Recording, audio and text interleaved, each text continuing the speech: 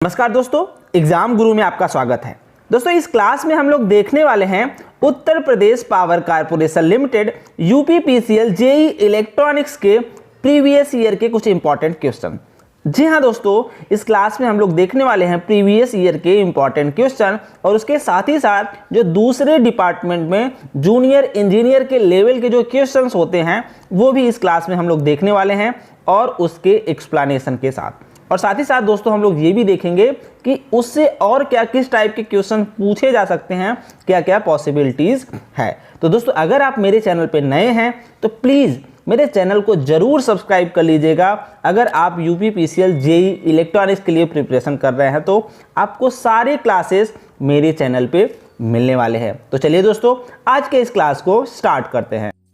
दोस्तों पहला क्वेश्चन आपके स्क्रीन पे दिख रहा है, each cell of a static random access memory contain.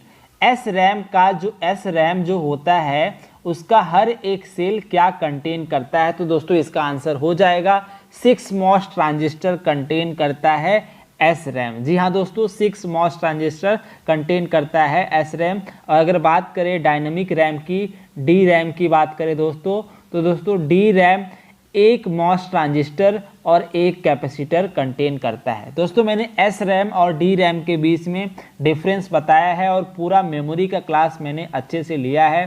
तो एक बार आप अगर उस क्लास को देख लेंगे तो इनके बीच का डिफरेंस आप समझ जाएंगे, जिससे डायरेक्टली क्वेश्चन दोस्तों एग्जामिनेशन में पूछे जाते हैं। तो आप ऊपर का आई बटन दबा के एक बार जरूर प्लेलिस्ट में जा करके मेमोरीज का चैप्टर जरूर देख लीजिएगा, आप सारे क्वेश्चंस का आंसर बहुत ही आसानी से दे सकेंगे। तो चलिए दोस्तों देखते हैं अगला क्वेश्चन। दोस्तों अगला क्वेश्चन आपके स्क्रीन पे दिख रहा है, in a semiconductor current conduction is due to. जी हाँ दोस्तों, सेमीकंडक्टर के केस में जो करंट कंडक्शन होता है वो किसके कारण होता है। तो दोस्तों जैसा कि आपको पता है सेमीकंडक्टर मटेरियल बाईपोलर डिवाइसेस होते हैं। बाईपोलर डिवाइसेस मींस आप कह सकते हैं कि इसमें जो करंट का कंडक्शन होता है वो दो चार्ज कैरियर के कारण होता है। जो दो चार्ज कैरियर होते हैं सेमीकंडक्टर के केस में, इलेक्ट्रॉन और होल्स।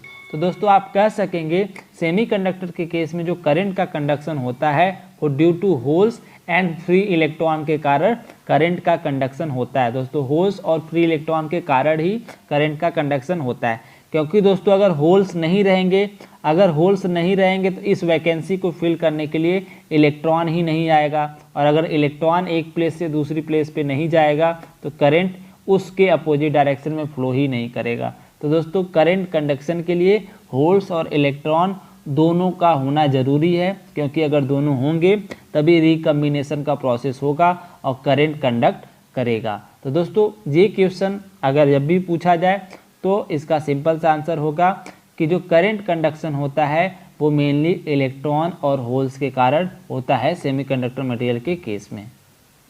दोस्तों अगला क्वेश्चन पूछा गया है, permanent magnet are made up of. Permanent magnet किससे बने होते हैं। तो दोस्तों ये क्वेश्चन है मैग्नेटिक मटेरियल से। तो दोस्तों मैंने आपको जब भी मैग्नेटिक मटेरियल का क्लास कराया था तो आपको पूरे डाउट्स मैंने मैग्नेटिक मटेरियल का क्लियर किया हुआ था। तो दोस्तों आप एक बार उसे ज़रूर जाके देख लीजिएगा मैग्नेटिक मटेरियल के क्लास। तो इसका आंसर दोस्तों हो जाएगा कि परमानेंट मैग्नेट आज मेड अप ऑफ। जी हाँ दोस्तों, परमानेंट मैग्नेट फेरोमैग्नेटिक मटेरियल से बने होते हैं। परमानेंट मैग्नेट दोस्तों फेरोमैग्नेटिक मटेरियल से मिलके बने होते हैं। ये क्वेश्चन बहुत बार दोस्तों पूछा गया है कि परमानेंट मैग्नेट के एप्लीकेशंस क्या क्या होते हैं। दोस्तों आपने कभी स्पीकर्स देखे होंगे, स्पीकर्स के पीछे कुछ मैग्नेट्स लगे होते हैं। दोस्तों वो मैग्नेट्स दोस्तों फेरोमैग्नेटिक मटेरियल्स होते हैं। वो मैग्नेट दोस्तों फेरोमैग्नेटिक मटेरियल होते हैं, उनका कोरेसिव फोर्स बहुत ही ज़्यादा होता है और इनकी प्रॉपर्टीज़ के बारे में diamagnetic material, paramagnetic, ferromagnetic, anti ferromagnetic, इन सब के बारे में मैंने बहुत ही डिटेल में आप लोगों को उस क्लास में एक्सप्लेन किया है। आप मैग्नेटिक मटेरियल का क्लास एक बार ज़रूर जाके देख लें ताकि हर एक डाउट आपका क्लियर हो जाए। दोस्तों अगला क्वेश्चन आपके स्क्रीन पे दिख रहा है, बहुत ही इजी क्वेश्चन है। The Boolean expression of 3 input and gate. 3 input and gate का बुलियन एक्सप्रेशन पूछा गया। तो दोस्तों एंड गेट के केस में ये हो जाएगा इसका राइट आंसर। अब कुछ लोगों के मन में ये डाउट चल रहा होगा कि ये क्यों नहीं होगा राइट आंसर। तो दोस्तों ये राइट आंसर इसलिए नहीं होगा क्योंकि इसमें जो एक ए है उसका इन्वर्जन भी इसी ऑप्शन में दिया हुआ है, उसका इन्वर्जन भी हुआ है, इसलिए ये बेस्ट आंसर नहीं होगा इन ऑप्शन से। लेकिन दोस्तों ये भी एंड ऑपरेशन हो रहा है, लेकिन उसमें एक इन्वर्टर का भी रोल प्ले हो रहा है, तो इसलिए ये बेस्ट एग्जाम्पल नहीं हो पाएगा 3 इनपुट एंड गेट का। तो दोस्तों जो इसका बेस्ट आंसर हो जाएगा option A B and C is the best option for this question. दोस्तों अगला क्वेश्चन आपके स्क्रीन पे दिख रहा है कि which of the following multi vibrator is also called as Eccles Jordan circuit. Eccles Jordan circuit इसको बोला जाता है, पहले बोला जाता था। स्लिस जॉर्डन सर्किट किस मल्टी वाइब्रेटर सर्किट को बोला जाता है? दोस्तों इसका आंसर हो जाएगा बाई स्टेबल मल्टी वाइब्रेटर, क्योंकि ये बनाया गया था स्लिस जॉर्डन के द्वारा। जी हाँ दोस्तों, बाई स्टेबल मल्टी वाइब्रेटर ये सर्किट हो जाएगा जिसका नाम स्लिस जॉर्डन भी बोला जा सकेगा। दोस्तों आपको पता होगा कि बाई स्टेबल मल्टी वाइब्रेटर में 2 स्टेबल स्टेट्स होते हैं और कोई भी क्वासी स्टेबल स्टेट या सेमी स्टेबल स्टेट नहीं होता। और बाई स्टेबल मल्टी वाइब्रेटर का अगर बेसिक एग्जांपल ले दोस्तों तो flip flop is a best example for by stable multi vibrator. और आप कह सकेंगे सिमिट टिगर वो भी एक एग्जांपल है बाई स्टेबल मल्टी वाइब्रेटर का। अब दोस्तों अगर मोनो स्टेबल मल्टी वाइब्रेटर की बात करें तो मोनो स्टेबल मल्टी वाइब्रेटर इसके नाम से ही क्लियर है कि मोनो मीन्स क्या होता है 1, इसके पास एक स्टेबल स्टेट हो जाएगा दोस्तों और एक क्वासी स्टेबल स्टेट हो जाएगा मोनो स्टेबल मल्टी वाइब्रेटर के केस में। अब अगर दोस्तों बात करें अगले मल्टी वाइब्रेटर की, अस्टेबल मल्टी वाइब्रेटर की, तो इसके नाम से ही क्लियर है कि इसके पास कोई भी स्टेबल स्टेट नहीं होगा, कोई भी स्टेबल स्टेट नहीं होगा। इसके पास सिर्फ और सिर्फ 2 सेमी स्टेबल स्टेट होते हैं जिन्हें क्वासी स्टेबल स्टेट्स भी बोला जाता है। तो इस पे क्वेश्चन दोस्तों पूछा जाता है कि बाई स्टेबल मल्टी वाइब्रेटर किसे कहते हैं, astable multi and mono stable multi vibrator किसे कहते हैं। तो चलिए दोस्तों देखते हैं अगला क्वेश्चन। दोस्तों अगला क्वेश्चन है सिमिट टिगर में बी यूज टू। सिमिट टिगर में बी यूज टू दोस्तों मैं आपको बता दूं सिमिट टिगर एक बेस्ट एग्जांपल है बाई स्टेबल मल्टी वाइब्रेटर का, जो किसी भी सिग्नल को स्क्वायर वेव में कन्वर्ट करता है। दोस्तों स्क्वायर वेव में कन्वर्ट करता है मीन्स यहाँ से आपको समझ में आ रहा होगा इसके पास 0 या 1 इसका आउटपुट आएगा। 0 या 1 यहाँ पे 2 स्टेबल स्टेट्स आ रहे हैं, इसके कारण दोस्तों इसको क्या बोला जाता है by stable multi vibrator. By stable multi vibrator यहाँ से आपको ये भी क्लियर हो रहा होगा इसके पास 2 स्टेबल स्टेट्स हैं जो कि 0 या 1 ये 2 स्टेबल स्टेट्स हैं, हाई या लो। तो इसके कारण आप यहाँ से देख सकेंगे इसका ग्राफिकल रिप्रेजेंटेशन अगर करें दोस्तों तो ये स्क्वायर वेव को जनरेट कर रहा है। और दोस्तों सिमिट टिगर जो होता है ये कंपैरेटर सर्किट भी होता है जिसको पॉजिटिव फीडबैक में यहाँ पे यूज किया जाता है। सिमिट टिगर का ये है सर्किट डायग्राम दोस्तों यूजिंग ऑप-एम्प, जिसको पॉजिटिव फीडबैक के थ्रू यूज किया जाता है। दोस्तों पॉजिटिव फीडबैक इसमें यूज किया जाता है सिमिट टिगर के केस में और ये as a comparator circuit work करता है। तो दोस्तों अगर बात करें सिमिट टिगर में भी यूज टू तो इसका आंसर हो जाएगा change a slowly varying voltage to square voltage. दोस्तों सिमिट टिगर के केस में अगर आप इसके इनपुट पे कोई भी वेवफॉर्म देते हैं, अगर आप इसके इनपुट पे कोई भी वेवफॉर्म देते हैं तो जो इसका आउटपुट आएगा दोस्तों वो सिर्फ और सिर्फ स्क्वायर वेव मिलने वाला है। जी हाँ दोस्तों, सिर्फ और सिर्फ स्क्वायर वेव मिलने वाला है आपको आउटपुट अगर आप इस पर कोई भी इनपुट देंगे, क्योंकि ये as a comparator circuit behave करता है। और आपको पता है ऑप-एम्प का प्रॉपर्टी कि ऑप-एम्प जब हम उसको कंपैरेटर की तरह वर्क कराते हैं तो हमें सिर्फ और सिर्फ प्लस सैचुरेशन वोल्ट और माइनस सैचुरेशन वोल्ट की आउटपुट देता है। तो मैंने वो सारी चीज़ें आपको लीनियर इंटीग्रेटेड सर्किट के पहले ही क्लास में एक्सप्लेन कर दिया है। अगर आपको एक बार डाउट कुछ हो तो उसको जाके आप पढ़ सकते हैं, अगर आपने पढ़ लिया है तो बहुत अच्छी बात है। चलिए अब आगे चलते हैं दोस्तों। अगला क्वेश्चन आपको दिख रहा होगा इलेक्ट्रिकल इंजीनियरिंग से eddy current are the current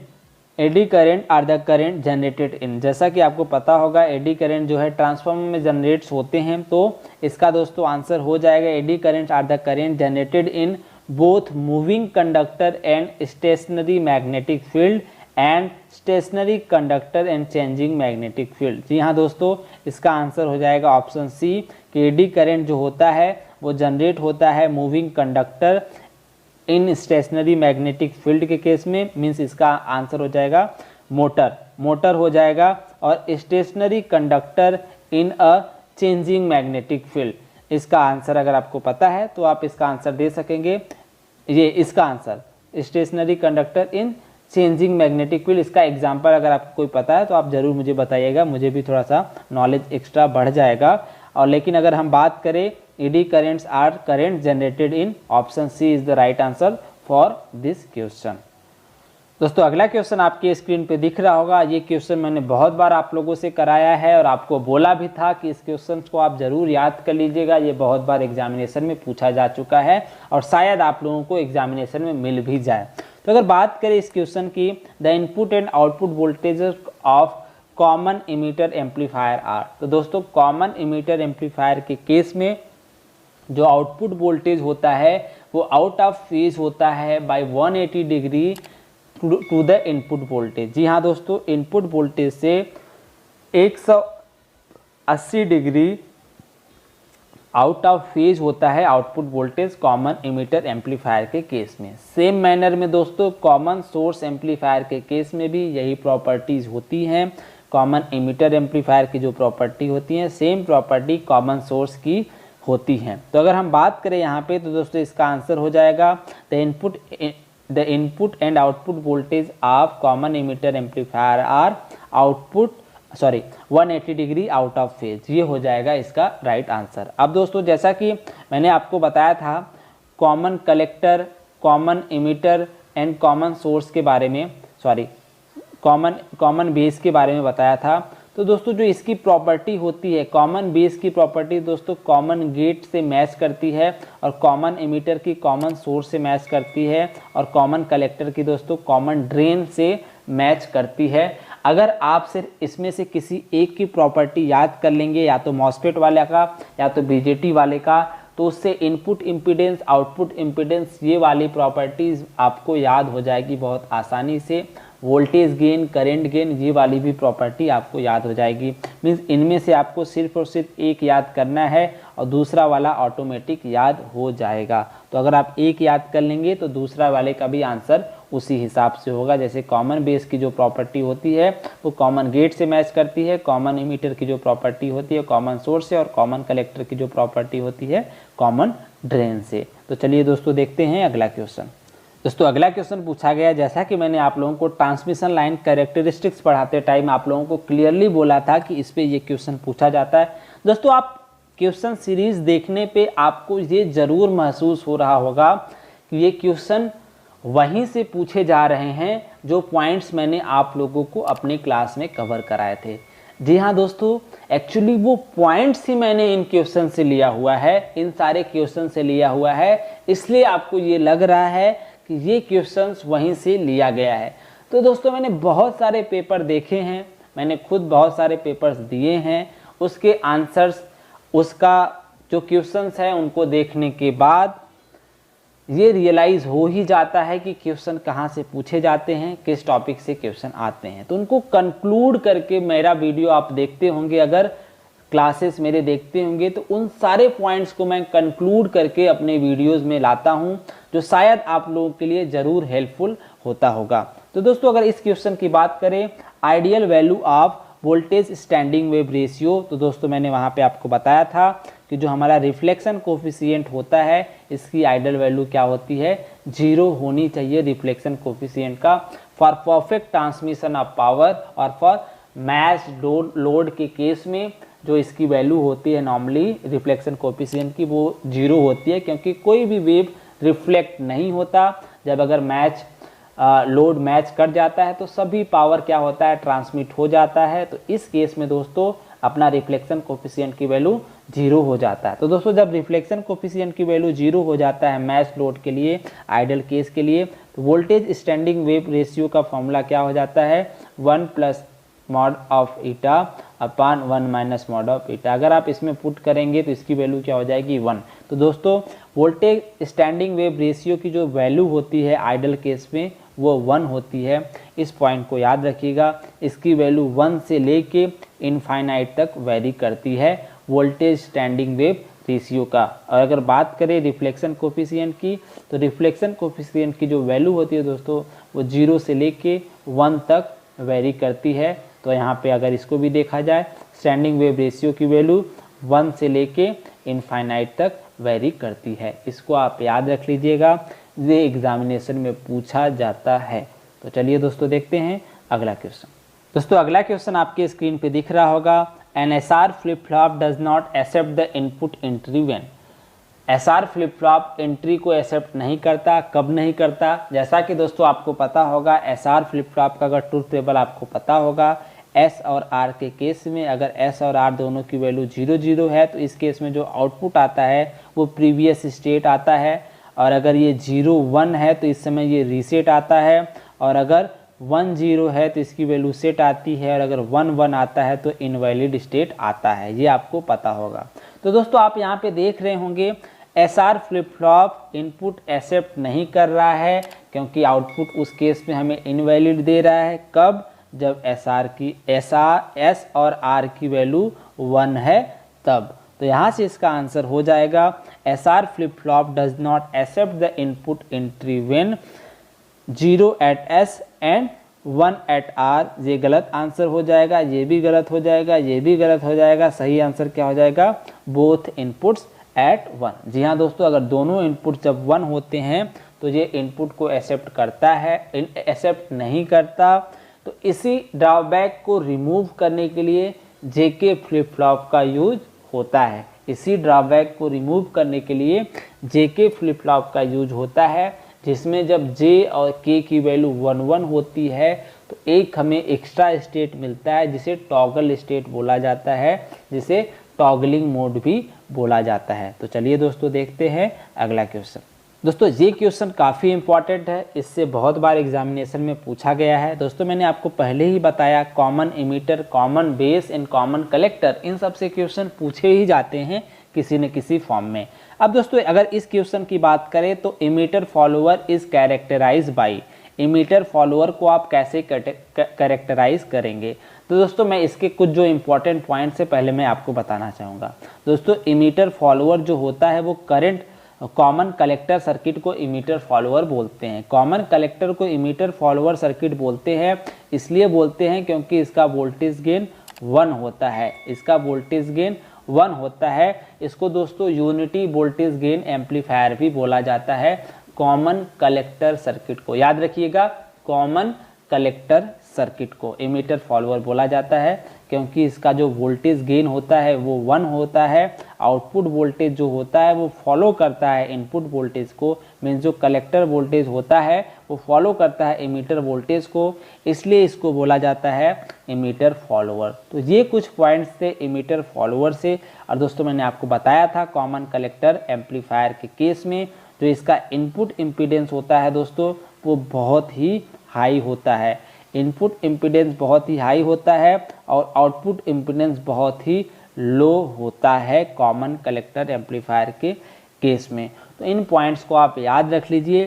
same manner में जैसे मैंने अभी आपको बताया था कॉमन कलेक्टर है दोस्तों, तो कॉमन ड्रेन एम्पलीफायर जो होगा, कॉमन ड्रेन एम्पलीफायर जो होगा उसका भी इनपुट रेजिस्टेंस बहुत ज़्यादा होगा, आउटपुट रेजिस्टेंस बहुत कम होगा, उसका भी वोल्टेज गेन नियर अबाउट 1 होता है, इसलिए उसको भी क्या बोलते हैं दोस्तों? गेट फॉलोअर बोलते हैं। क्या बोलते हैं दोस्तों? Gate follower, sorry source follower बोलते हैं, माफ़ी चाहूँगा, सोर्स फॉलोअर बोलते हैं कॉमन गेट सर्किट्स को। सॉरी कॉमन गेट्स नहीं दोस्तों, कॉमन ड्रेन सर्किट को, कॉमन ड्रेन सर्किट को सोर्स फॉलोअर भी बोला जाता है।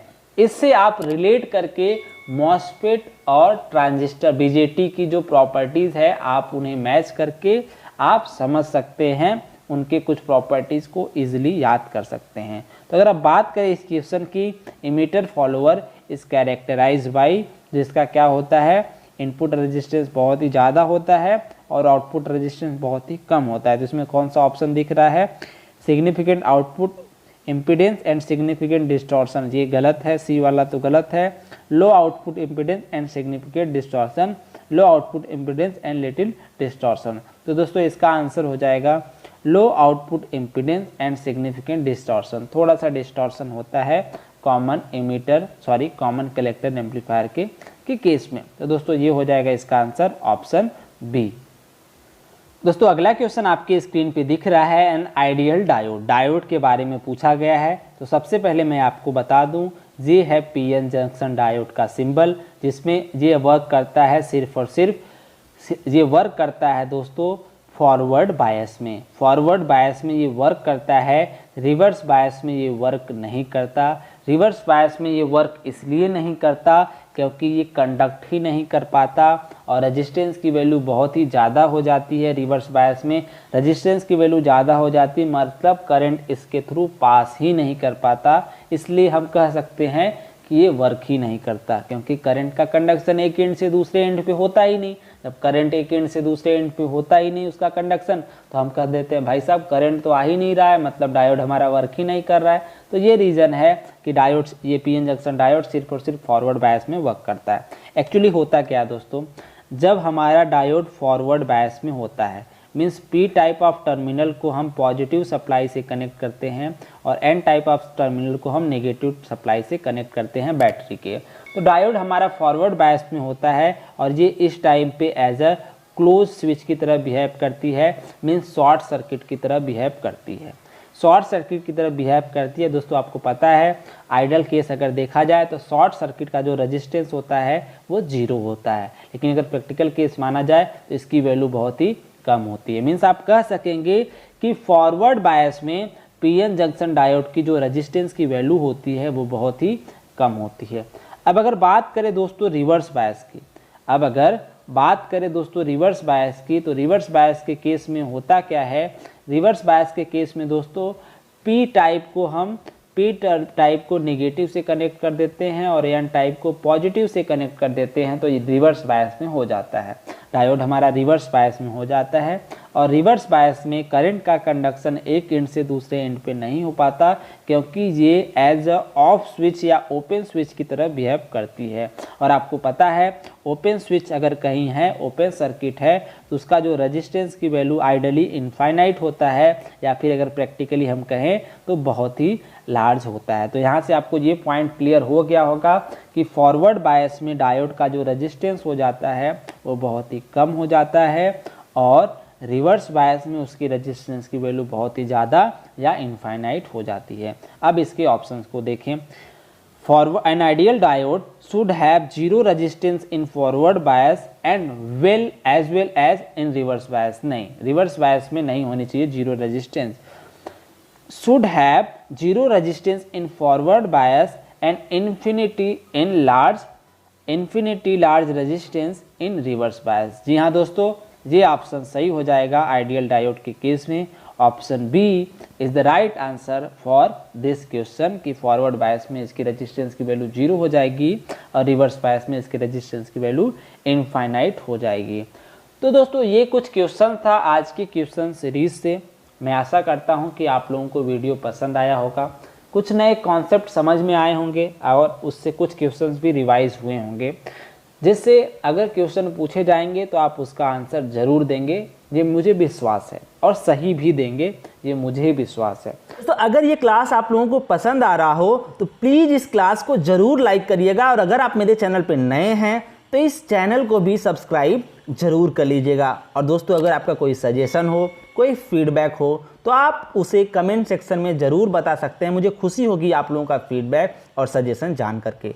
और जैसा कि दोस्तों आप लोगों को भी पता है कि क्लास में अपने मोबाइल के स्क्रीन रिकॉर्डर से बनाता हूं, तो उतना बेटर तरीके से आप लोगों को रिप्रेजेंट नहीं कर पाता, उसके लिए माफ़ी चाहता हूं। लेकिन दोस्तों अगर आप लोग मुझे सपोर्ट करना चाहते हैं ताकि मैं और बेटर तरीके से कुछ टूल्स खरीद सकूं और मैं बेटर तरीके से क्लास को पढ़ा सकूं, क्लास को रिप्रेजेंट कर सकूं, तो दोस्तों मैंने अपना UPI ID डिस्क्रिप्शन में दे दिया है। आप वहां से जा कर के आप मुझे सपोर्ट कर सकते हैं ताकि मैं कुछ टूल्स ले सकूं और बेटर तरीके से क्लास को रिप्रेजेंट कर सकूं। दोस्तों ये कंपलसरी नहीं है, अगर आप करना चाहते हैं तो ये कोई भी ऐसा नहीं मैंडेटरी नहीं है। अगर आप करेंगे तो मुझे खुशी होगी और मैं जल्द से जल्द कुछ टूल्स ले सकूँगा और बेटर तरीके से आप लोगों के लिए क्लास लेके आ सकूँगा। तो चलिए दोस्तों मिलते हैं अगले क्लास में, तब तक के लिए अपना और अपनों का ख्याल रखिएगा। धन्यवाद दोस्तों।